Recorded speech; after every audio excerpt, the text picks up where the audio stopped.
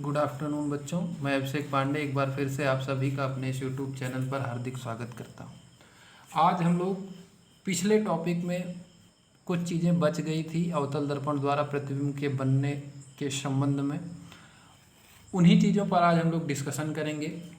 हमने दो स्थितियां पढ़ी थी अवतल दर्पण द्वारा प्रतिबिंब के बनने की। पहली स्थिति थी जब वस्तु अनंत पर हो तो प्रतिबिंब फोकस पर बनता था, वास्तविक बनता था, बहुत छोटा बनता था, बिंदु के आकार का बनता था। दूसरी स्थिति हम सब लोगों ने देखी थी कि जब वस्तु अनंत और वक्रता केंद्र के बीच में हो तो प्रतिबिंब फोकस और वक्रता केंद्र के बीच में बनता है, वास्तविक बनता है, उल्टा बनता है और वस्तु से छोटा बनता है। आज हम लोग तीसरी स्थिति की बात करते हैं, जब वस्तु वक्रता केंद्र पर हो तो प्रतिबिंब कहाँ बनेगा। आप जैसा कि चित्र में देख सकते हैं, ये कोई एक अवतल दर्पण है, ठीक है। यहाँ ये देखिए, आप मैंने नाम दे दिया सी ए जो है वो वस्तु है जो वक्रता केंद्र पर रखी गई है, सी पर रखी गई है।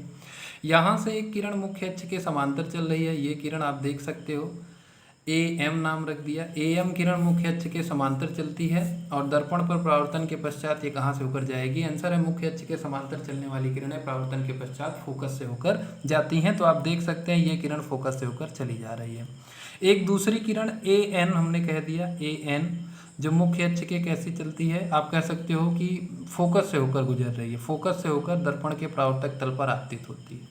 तो ये कहाँ से होकर जाएगी। आंसर है मुख्य फोकस से होकर गुजरने वाली किरणें परावर्तन के पश्चात मुख्य अक्ष के समांतर हो जाती हैं। तो ये किरण मुख्य अक्ष के समांतर होती हुई निकल जाती है।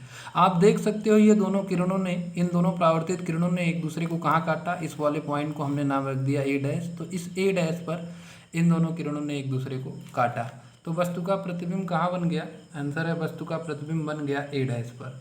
वस्तु का प्रतिबिंब कहाँ बन गया, तो सब आंसर क्या है, वस्तु का प्रतिबिंब कहाँ बन गया, ए डैश पर। इस प्रकार से हमने क्या देखा, इस प्रकार से हमने देखा कि जब वस्तु वक्रता केंद्र पर हो तो उसका प्रतिबिंब वक्रता केंद्र पर ही बनता है और प्रकृति वास्तविक और उल्टा होता है और आकार वस्तु के बराबर होता है। अगली चीज बात करने वाले हैं, जब वस्तु वक्रता केंद्र और फोकस के बीच स्थित हो तो प्रतिबिंब कहाँ बनेगा। आप देख सकते हैं ये सी और एफ के बीच में हमने एक वस्तु ए बी रख दिया है, ठीक है। अब इस वस्तु ए बी से एक किरण बी एम मुख्य अक्ष के समांतर चलती है और परावर्तन के पश्चात ये कहाँ से होकर जाएगी, फोकस से होकर जाएगी। एक दूसरी किरण जो इसके फोकस से होकर जा रही है, इसका नाम हमें रख दिया बी एन, ये कहाँ से होकर जाएगी, परावर्तन के पश्चात मुख्य अक्ष के कैसी हो जाएगी, समांतर। इन दोनों किरणों को आपने देखा, ये दोनों किरणें एक दूसरे को यहाँ काट रही हैं, इस वाले पॉइंट को हमने नाम रख दिया बी डैश। तो इस बिंदु बी डैश पर ही वस्तु का क्या बन गया, प्रतिबिंब बन गया। अब उस प्रतिबिंब का आकार जानने के लिए हमने क्या किया, बी डैश से इस पर एक अभिलंब खींचा, बी डैश ए डैश, यही बी डैश ए डैश ही वस्तु ए बी का क्या है, प्रतिबिंब है। अब आप कंपेयर करिए चीज़ों को, तो आप देख सकते हैं कि प्रतिबिंब कहाँ बन रहा है, वक्रता केंद्र के बाद बन रहा है। तो मैंने लिख दिया प्रतिबिंब की स्थिति वक्रता केंद्र के बाद। बात करते हैं प्रकृति की, तो आप देख सकते हैं किरणें वास्तव में एक दूसरे को बी डैश पर काट रही हैं, तो प्रकृति इसकी वास्तविक हो गई।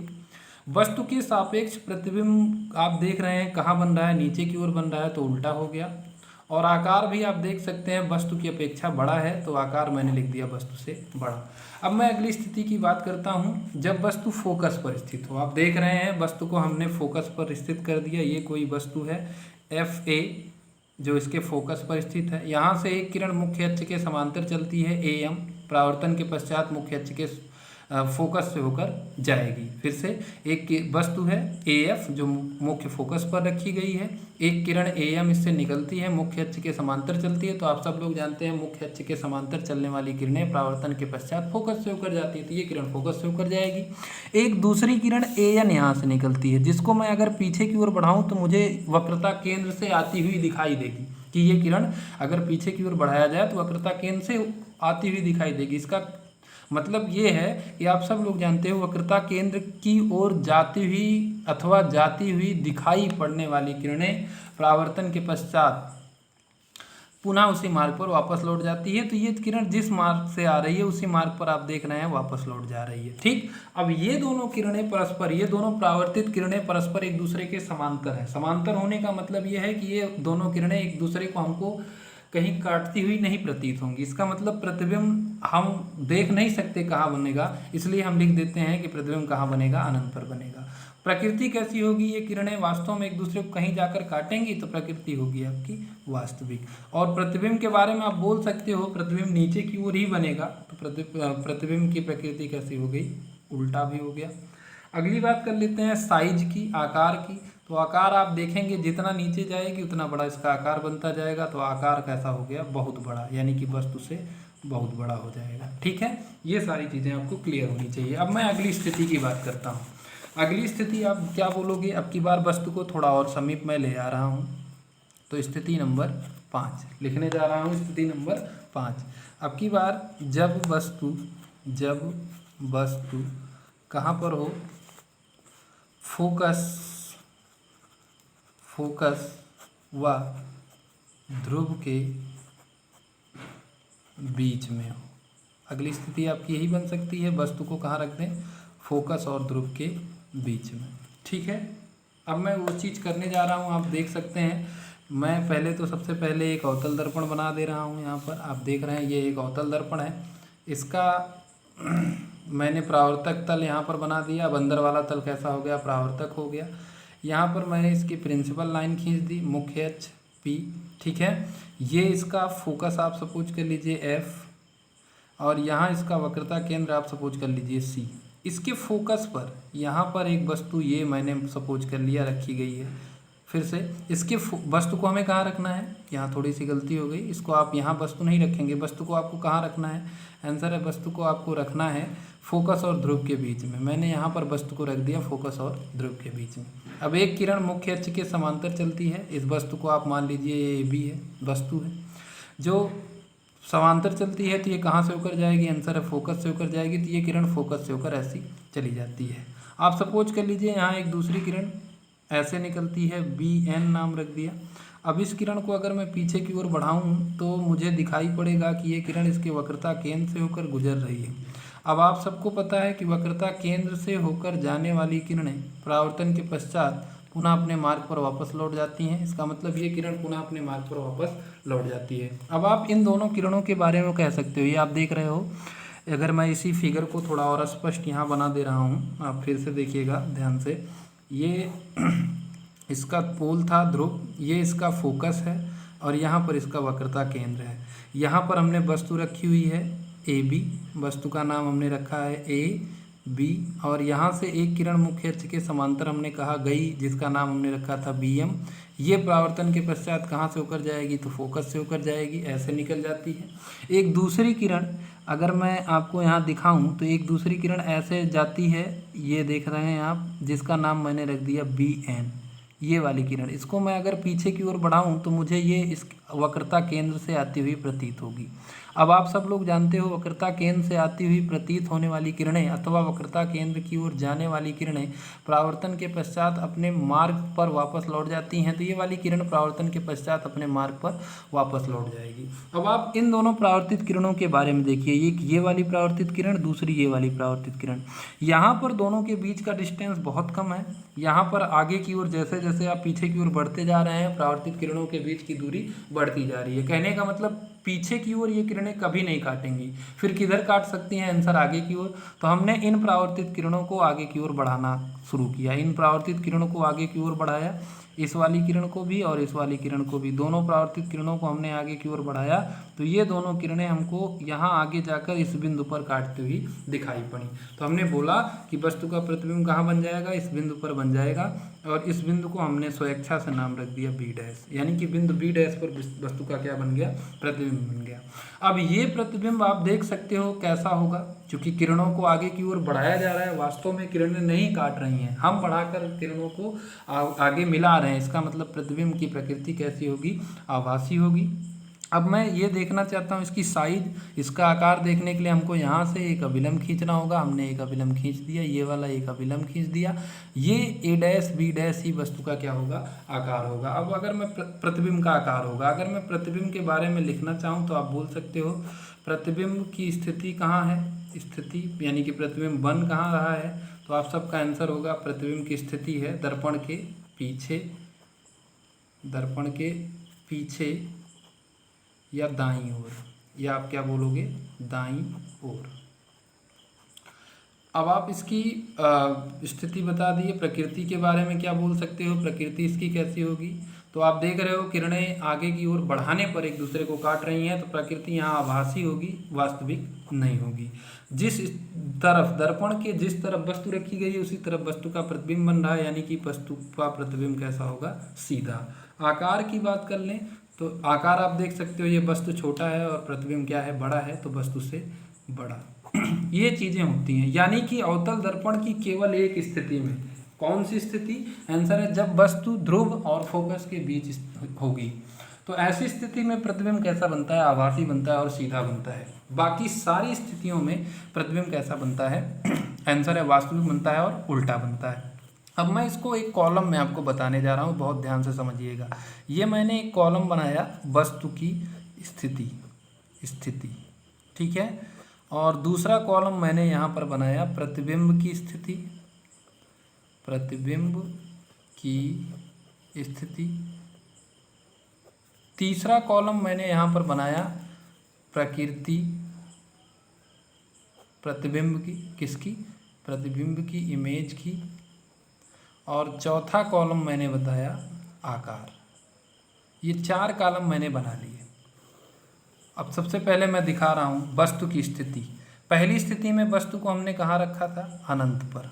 कहाँ रखा था, अनंत पर। तो प्रतिबिंब कहाँ बना था, आंसर है फोकस पर। प्रकृति कैसी थी, वास्तविक। और आकार कैसा था, बिंदु के आकार का या बहुत छोटा, बिंदुआकार या बहुत छोटा, आप देख सकते हो। अगली बात करता हूँ। अब की बार वस्तु को हमने कहाँ रखा था, अनंत व वक्रता केंद्र के बीच, वक्रता केंद्र के बीच। तो प्रतिबिंब कहाँ बना था, आंसर है वक्रता केंद्र व फोकस के बीच, ठीक है। प्रकृति कैसी थी, वास्तविक था। कैसा था, वास्तविक। और कैसा, उल्टा। आकार कैसा था, वस्तु से छोटा, ठीक है, वस्तु से छोटा, ठीक, वस्तु से छोटा, आप देख सकते हो। अगली स्थिति पर हमने वस्तु को कहाँ रखी थी, आंसर है वस्तु को हमने रखा था वक्रता केंद्र पर, सी पर, वक्रता केंद्र पर। तो प्रतिबिंब कहाँ बन गया, वहीं पर बन गया, वक्रता केंद्र पर ही। और प्रकृति उसकी कैसी थी, वास्तविक और उल्टा बना था। और आकार कैसा था, वस्तु के बराबर, वस्तु के बराबर, यानी कि जितने बड़े वस्तु था उतनी बड़ा प्रतिबिंब बन गया। अगली स्थिति पर हम बात करें तो अगली स्थिति में हमने वस्तु को रखा था वक्रता केंद्र, वक्रता केंद्र, वक्रता केंद्र एवं फोकस के बीच, फोकस के बीच। तो हमने देखा प्रतिबिंब कहाँ बना, वक्रता केंद्र और फोकस के बीच जब वस्तु को रखा तो प्रतिबिंब बन गया अनंत व वक्रता केंद्र के बीच, वक्रता केंद्र के बीच। प्रकृति फिर से वैसी दिखी, वास्तविक दिखा, उल्टा बना।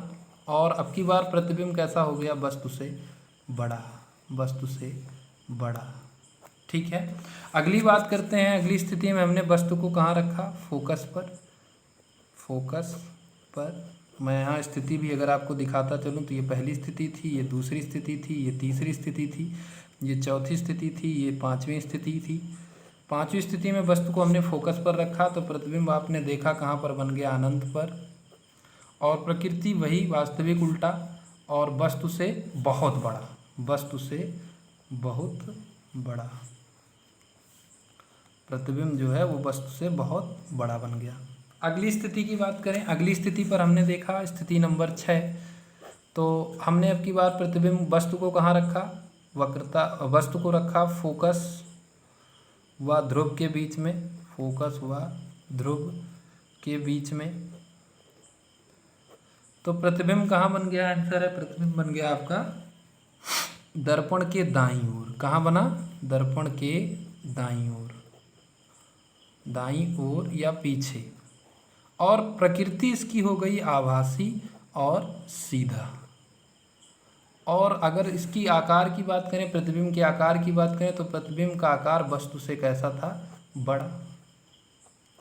कहने का क्या मतलब, आप चीज़ों को अब कॉमन करते हुए पढ़ने की कोशिश करें तो देखिए, जब वस्तु को हमने अनंत पर रखा, ये आप पहली स्थिति देख रहे हैं, तो प्रतिबिंब कहाँ बना? फोकस पर। अब जरा वो वाला टर्म याद करिए, जब वस्तु को हमने फोकस पर रखा था, आप यहाँ देख सकते हैं वस्तु को हमने फोकस पर रखा, प्रतिबिंब कहाँ बना? अनंत पर। तो ये दोनों चीज़ें एक दूसरे की उल्टी हो रही नहीं हो रही, यानी प्रतिबिंब, वस्तु को अगर हम अनंत पर रखेंगे तो प्रतिबिंब फोकस पर बनेगा, और जब वस्तु को फोकस पर रखेंगे तो प्रतिबिंब अनंत पर बनेगा। और भी चीज़ें आप देखिए, वास्तविक और उल्टा तो हमेशा बनेगा। इसके अलावा यहाँ पर वस्तु से छोटा बनता था और यहाँ पर वस्तु से बहुत बड़ा बनता है, यानी कि यहाँ पर बहुत छोटा बनता था, बिंदु के आकार का बनता था, और इस स्थिति में बात करें तो इस स्थिति में वस्तु से बहुत बड़ा बन रहा है, यानी ठीक अपोजिट हो रहा है। आप देखिए, अनंत पर रखी गई जब वस्तु को तो प्रतिबिंब फोकस पर बन गया, वास्तविक उल्टा बना, और बिंदु के आकार का यानी बहुत छोटा बना। और जब इसी का उल्टा किया गया, वस्तु को फोकस पर रखी गई तो प्रतिबिंब अनंत पर बन गया, वास्तविक उल्टा बना और वस्तु से बहुत बड़ा बन गया। दोनों चीज़ों को आप कॉमन करते हुए पढ़ने की कोशिश करिए, आसानी से याद हो जाएगी। दूसरी स्थिति की बात करते हैं, जब वस्तु को हमने अनंत और वक्रता केंद्र के बीच रखा तो प्रतिबिंब बना वक्रता केंद्र और फोकस के बीच में। अब जरा वो स्थिति आप देखिए, दूसरी और चौथी स्थिति को आप मिलाइए। चौथी स्थिति में वस्तु को हमने वक्रता केंद्र और फोकस के बीच रखा था, अब प्रतिबिंब कहाँ बन गया? अनंत व वक्रता केंद्र के बीच, यानी ठीक इसका उल्टा इस स्थिति में हो रहा है कि नहीं हो रहा है? वास्तविक उल्टा बना, और यहाँ पर वस्तु से छोटा बनता था, यहाँ पर वस्तु से कैसा बन गया? बड़ा बन गया। अगली स्थिति की बात करें, जब वस्तु वक्रता केंद्र पर थी तो प्रतिबिंब कहाँ बना? वहीं वक्रता केंद्र पर, वास्तविक उल्टा बना और वस्तु के बराबर बना। और यानी कि आपको जो याद करने वाली चीज़ है, जो एग्जाम में बहुत पूछा जाता है, यही पूछा जाता है। फोकस और ध्रुव के बीच अगर वस्तु को रखेंगे तो प्रतिबिंब कहाँ बनेगा? आंसर है इसी स्थिति में प्रतिबिंब दर्पण के दूसरी ओर बनता है, दाईं ओर बनता है, आभासी इसकी प्रकृति हो जाती है और सीधा। ये प्रश्न पूछा जाता है कि किस स्थिति में वस्तु को कहाँ रखें कि प्रतिबिंब उसका आभासी और सीधा बने। तो आपका आंसर होगा कि वस्तु को हम कहाँ रखेंगे? ध्रुव और फोकस के बीच में। किस दर्पण में? अवतल दर्पण में। कभी कभी ये वो 1 नंबर में या 2 नंबर में जैसे यथावत पूछ लिया जाता है एग्जाम में भी, तो आप सारी चीज़ें अवतल दर्पण से संबंधित जान चुके होंगे, और इन सारी चीज़ों को आप बहुत बढ़िया से, आसानी से, शांत मन से एक बार पढ़ लीजिएगा, समझ लीजिएगा, फिगर चित्र खींचने का नियम समझ लीजिएगा। और मैं आज जो है आप लोगों को एक क्वेश्चन दे रहा हूँ जो मैंने अपने पिछले टॉपिक में बताया था। आप बताइएगा कि समतल दर्पण की फोकस दूरी कितनी होती है? समतल दर्पण की फोकस दूरी कितनी होती है? कितनी होती है? दूसरा प्रश्न आप याद रखिए, समतल दर्पण में या का आवर्धन कितना होता है? अभी मैं आपसे आगे अगली क्लास में आवर्धन के बारे में ही जिक्र करूंगा, आवर्धन कितना होता है। और तीसरा प्रश्न, समतल दर्पण में बनने वाले प्रतिबिंब की प्रकृति क्या होती है? प्रतिबिंब की प्रकृति क्या होती है? आपको इन 3 क्वेश्चंस का आंसर आप सभी को बताना है। आपको मैंने क्लास के शुरू में ही, जब पहले क्लास लिया था उसी समय बताया था, दर्पण मुख्यतः 2 प्रकार के होते हैं, एक समतल दर्पण, दूसरा गोलीय दर्पण। हमने आपको बताया था कि समतल दर्पण के बारे में आपको बहुत ज़्यादा नहीं पढ़ना है कक्षा 10 में, आप कक्षा 12 में इससे रिलेटेड कुछ चीज़ें पढ़ेंगे भी। और गोलीय दर्पण के बारे में आपको पढ़ना है, तो आप देख रहे हैं गोलीय दर्पण के बारे में हमने बताया। गोलीय दर्पण 2 प्रकार का होता है, एक अवतल दर्पण और दूसरा उत्तल दर्पण। आपने इस टॉपिक के अंतर्गत अवतल दर्पण से बनने वाले प्रतिबिंब की विशेषताएं देखी। अगले टॉपिक में हम लोग उत्तल दर्पण से बनने वाले प्रतिबिंब की विशेषताएं देखेंगे। इसके अलावा आवर्धन क्या होता है, इस चीज़ को पर मैं फोकस करूंगा आपसे अगले टॉपिक में। धन्यवाद।